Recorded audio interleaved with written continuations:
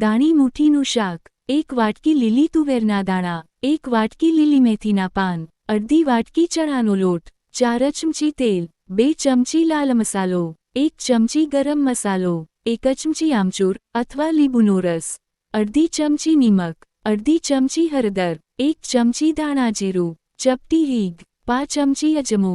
રાંધવાની સૂચનાઓ. 1.